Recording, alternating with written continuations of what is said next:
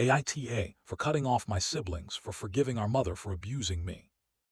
I 29M, have a younger brother 25 and younger sister 24. When we were kids our dad died. I'm the only one who remembers dad. I'm also the one who looks like dad. And I think that's why when our mother turned violent, she was only violent toward me. I was 8 when my mother started abusing me physically, but she was verbally abusive for about a year before turning to physical stuff. She'd scream at me to stop being so useless or worthless, which the word she used depended on the day. She'd call me retarded, and she'd threaten to whip me for looking at her. Then she did turn physically violent.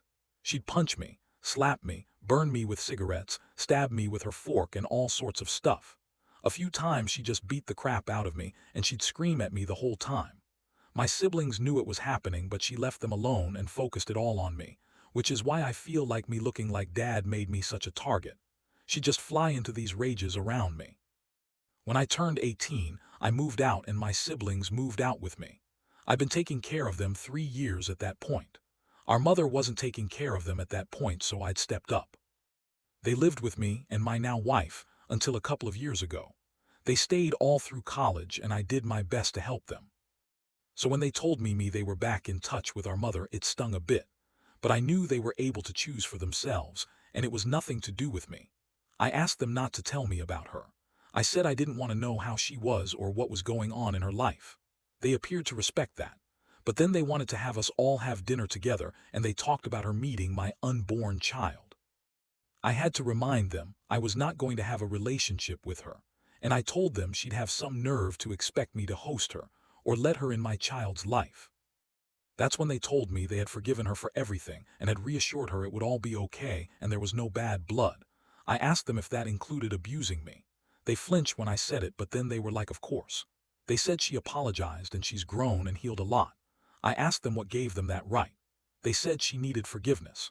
I told them I didn't want her to rest peacefully every night knowing what she did. I wanted her to feel bad if she was even capable of that. They told me it was an awful thing to say because of course she's capable of human emotions, and that I didn't get to be mad at them. I told them I couldn't even look at them knowing they believed they could forgive her for abusing me. I said they had no business doing that. Forgiving her for not being the best mother to them is one thing, but they weren't the ones physically and verbally abused on a regular basis. They told me they had to do it and I needed to understand. I made them leave, and I told them if they even asked if she could visit or come to see me, I would be done with them.